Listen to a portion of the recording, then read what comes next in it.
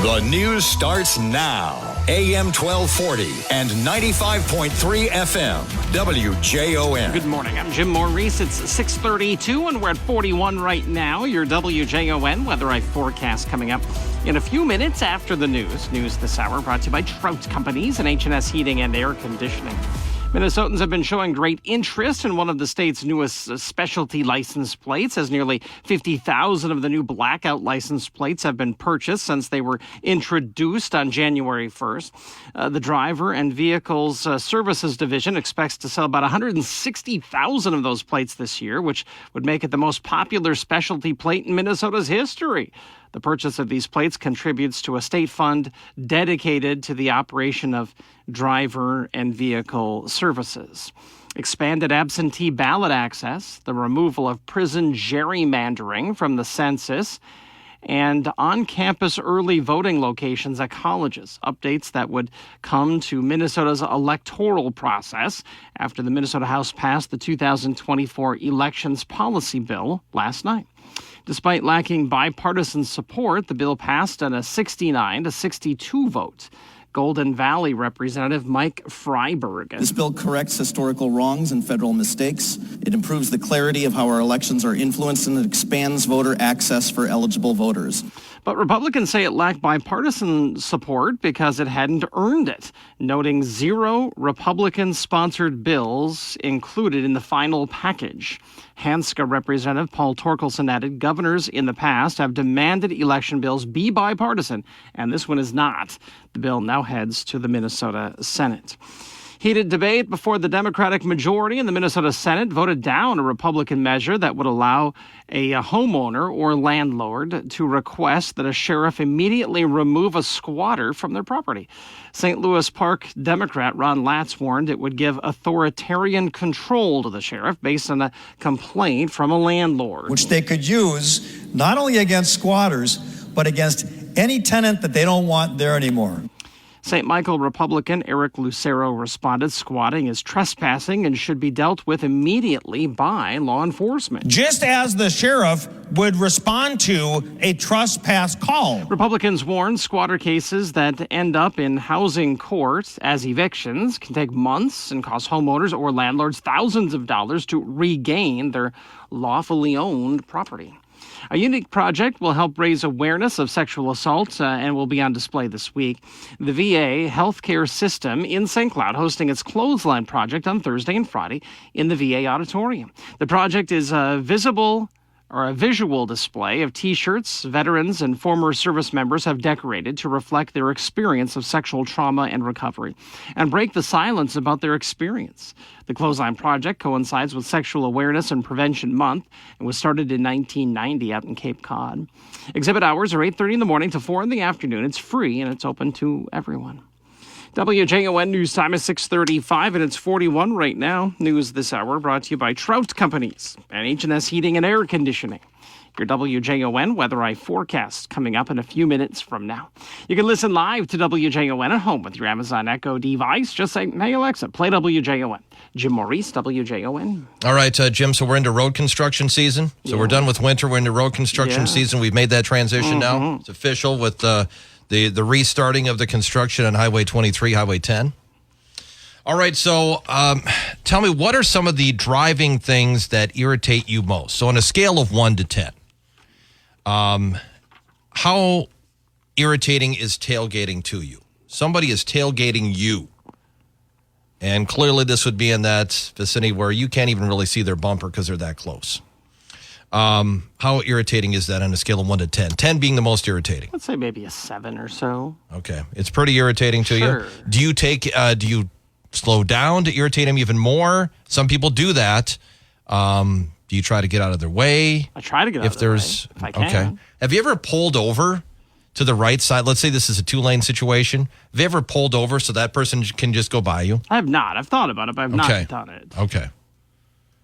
How about how irritating is this on a scale of 1 to 10, 10 being the most once again, somebody driving 25 and a 30?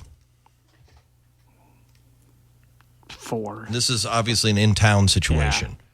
4. So it's not real irritating to you. Okay. How about if they were going 20?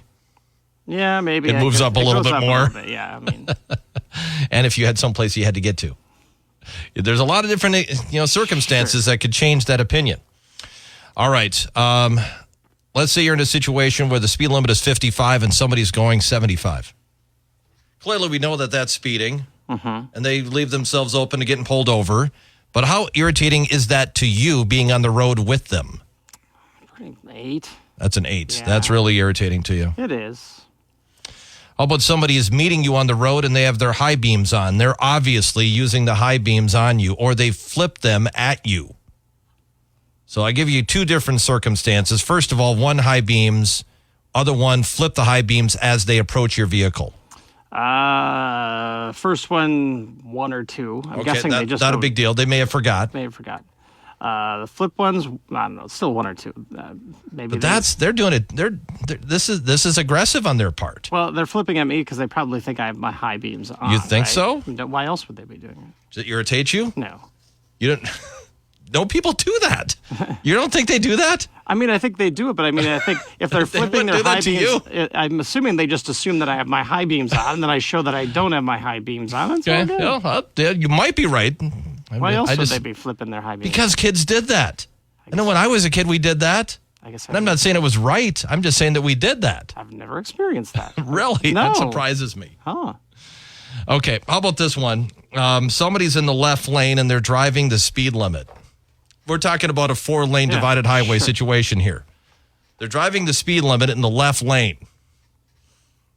I think it's fine unless, someone comes up behind. Then, of course, they've got to move over to the right lane. No, let's say they're not. Yeah, I mean. They're not. So this would be in that left lane cruiser category. Right. How irritating on a scale of 1 to 10 is that to you? 7-ish. 7? Okay. Yeah. I mean, you're supposed to drive in the right lane and just use the left for passing. So, yeah. Correct. Yeah. I think there's others that might say 10 or 20 on a scale of 1 to 10 because they would get really irritated if somebody's driving the speed limit in the left lane. Sure. How about that person that is jumping from lane to lane? You can see him doing this in town, and then you see him at the next light. Yeah, I think that's funny. I love it. So how irritating is that? That's one of my biggest pet peeves. So I'm going to say 10. That's a 10. That bothers you. Those car dodger diver people that are swerving in and out. I mean, it's just stupid. And then you see them at the next light and you just chuckle. I know. Well, I mean, it's like, what did that accomplish? Yeah, exactly. What did you really do there? Exactly. Nothing. You're ahead of me. Good for you. I just stay away from me, actually. Yeah, I just don't want. Yeah, get away. Okay. How long at a light where the light just turns green should you wait before you hit the horn on that person that doesn't go? Couple seconds. Couple of seconds. You give them 2 seconds, and then you hit the horn. Yeah. Okay. Well, yeah, a little, especially if you know. If you're in New York City, a fraction of a second, right? Especially if you know that light, that turn arrow is notoriously short. Yeah. You don't want to wait too long because if you're the second or third car in, you may not make the you may not turn. Yeah, and if you're the second car and you notice the light turn and the person in front of you doesn't go right away, you kind of owe it to the people behind you to give them the horn.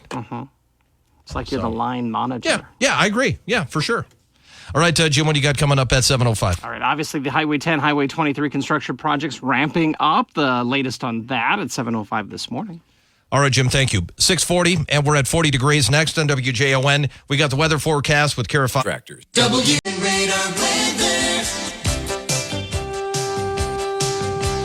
Joined now by meteorologist Kara Foster for a look at the weather forecast. All right, Kara, how warm is it going to get this weekend? We are getting into the 70s, and that will continue until early next week. I'm not sure how long it will last, but it is going to be a very nice forecast, and it is telling me that at least for the next few weeks, we are looking at pretty solid temperatures. There might be a couple of slightly colder days, but now what colder means is like upper 40s. So it's all about relativity, of course. But for right now, we are starting off in the 60s today. We are looking at a high of 61. Mostly sunny to start off. There's a little bit of a chance for rain throughout the afternoon. That does continue until early this evening. We'll stay clear after, dip down to 39. Another chance for some rain into Wednesday, some sunshine as well, high of 67. Some rain showers continue into Wednesday night, a slightly better chance, partly cloudy, 43. Thursday is going to be kind of a rainy, windy day. Rain showers mixed with sunshine, high of 56. Northwest winds are gusting up to 30. That does continue early Thursday night, but clears up for Friday, sunny and 59. Unfortunately, the winds hang out a little bit, but they are gone for the weekend. So it's going to be a near perfect, I would say perfect forecast, in my opinion. Sunny 71 into Saturday and sunny and 72 on Sunday. And then we'll get more chances for rain going into early next week, but temperatures remain in the 70s into Monday. So definitely a lot of April showers, but the temperatures are also helping us out, finally giving the plant life a little bit more to grow for. Today's forecast is brought to you by Fleet Farm. I'm meteorologist Kara Foster. All right, Kara, thank you. It's 6:43. We're at 40 degrees. The official high at the St. Cloud Airport yesterday, we got as warm as 47, low as 41. We had 0.23 of an inch of rainfall yesterday. The average high temperature for this date is 51. Average low is 30. Record high temps at a 1930 of 79. Record low set in 2016 of 13. Currently 40 at WJON. Here's the CNBC market up.